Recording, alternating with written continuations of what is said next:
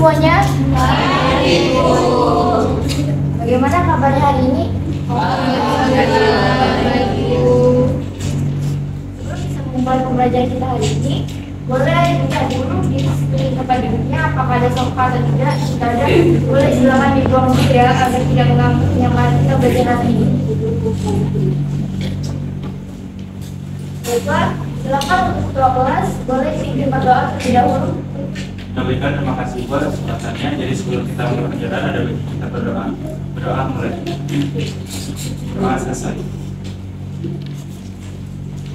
Oke, cek dulu ya daftar kehadirannya. Apakah hadir semua? Hadir semua, Bu. Nah, sebelum kita mulai pembelajaran kita hari ini, Ibu ada sedikit motivasi untuk kalian ya.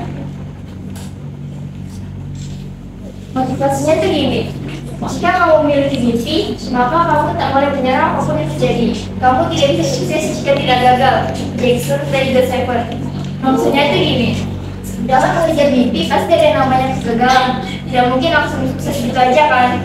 Jadi dalam mengejar mimpi kalian tidak boleh menyerah apapun yang terjadi. Dipahami? Bisa tahu. Sebelum itu Ibu ingin bertanya. Ada yang tahu minggu lalu kita belajar mengenai apa? Saya Oke, silakan.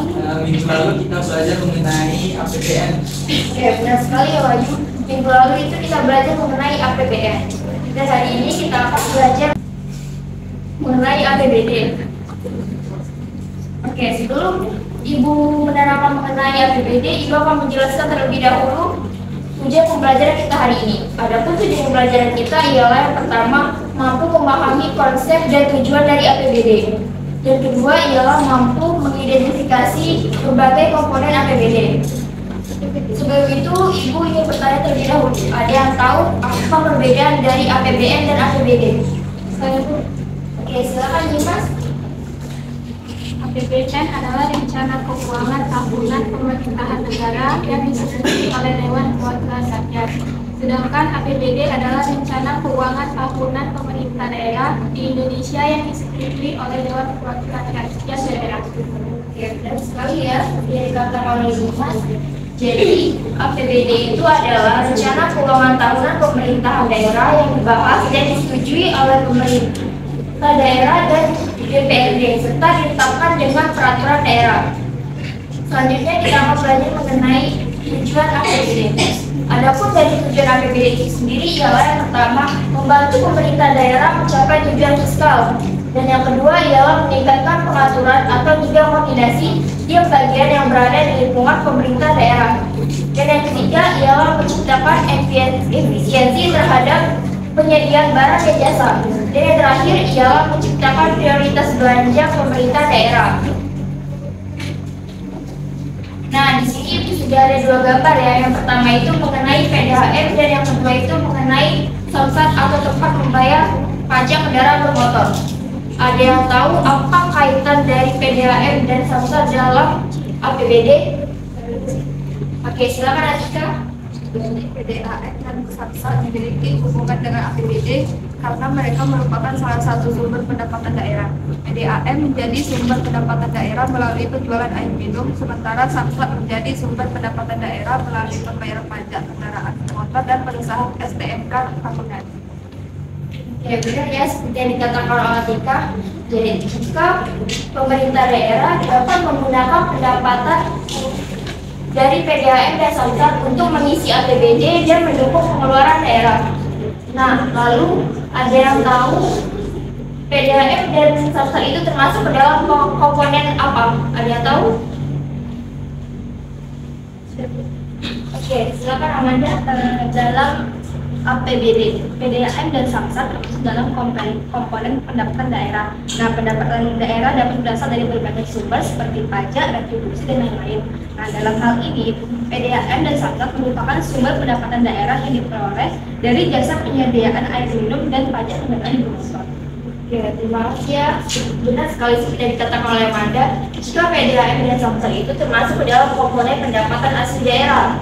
Nah, selanjutnya ialah ingin tahu nih, ada yang tahu PDAM dan samsat itu apa saja perannya dalam APBD? Saya Bu. Oke, silakan Edward. Baiklah, peran PDAM dan Samsat dalam APBD. Yang pertama itu peran PDAM ialah sebagai unsur pelayanan masyarakat dan sebagai salah satu sumber pendapatan asli daerah. Lalu yang kedua itu peran Samsat ialah untuk memudahkan masyarakat dalam pengurusan dokumen dan pembayaran pajak kendaraan. Ini itu saja, terima kasih. Oke, benar ya yang dikatakan oleh Fuad, jika PDAM dan Samsat itu sangat berperan penting dalam APBD. Selanjutnya kita akan bahas mengenai lebih lanjut yaitu komponen APBD. Komponen APBD itu terbagi menjadi dua. Yang pertama ialah pendapatan daerah dan yang kedua ialah pendapatan daerah lain-lain yang sah. Pendapatan daerah itu sendiri terdiri dari dua komponen, yaitu pendapatan asli daerah dan dana perimbangan.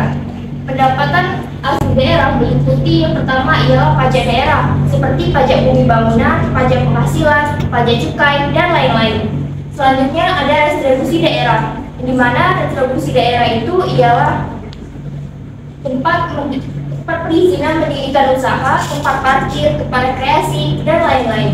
Dan yang terakhir ialah hasil pengelolaan kekayaan daerah yang dipisahkan, dan di mana itu diartikan seperti bagian laba atas penyertaan modal dalam BUMD atau perusahaan swasta. Dan yang kedua ialah dana perimbangan.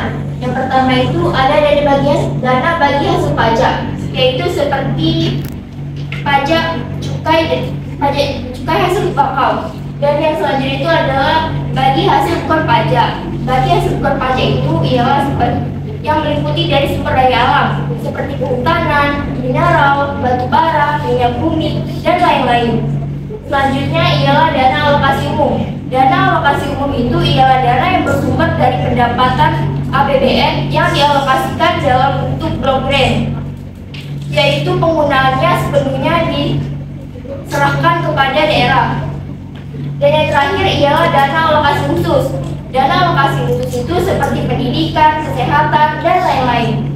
Selanjutnya ialah pendapatan daerah lain-lain yang sah, yang terdiri dari dua, yaitu pendapatan hibah dan belanja daerah. Pendapatan hibah itu dapat diartikan sebagai penerimaan negara dalam bentuk devisa. Dan yang selanjutnya ialah belanja daerah, yang terdiri dari belanja tidak langsung. Belanja tidak langsung itu seperti belanja pegawai, yaitu gaji atau tunjangan pensiun, belanja bunga, belanja subsidi, belanja hibah, dan belanja bantuan sosial.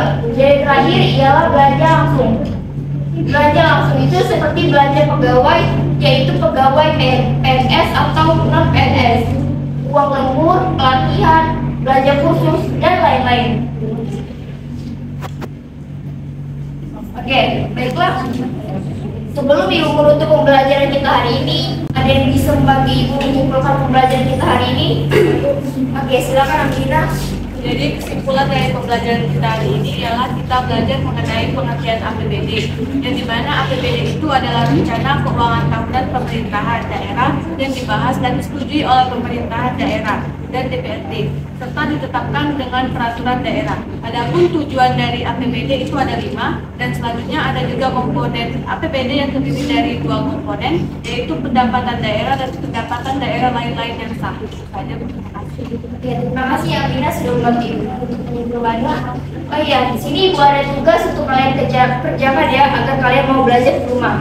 Tugasnya itu ialah cari tahu lebih banyak lagi mengenai contoh komponen APBD yang ada di lingkungan sekitar kalian. Deadline-nya itu 1 minggu ya, minggu depan Ibu harap tugasnya itu sudah dikumpulkan di meja Ibu. Oke, baiklah, Ibu rasa pembelajaran kita cukupkan sampai di sini saja. Apakah tugas tadi bisa dipahami?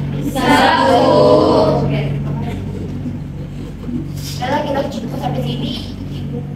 Ucapkan wassalamualaikum warahmatullahi wabarakatuh. Waalaikumsalam warahmatullahi wabarakatuh. Terima kasih.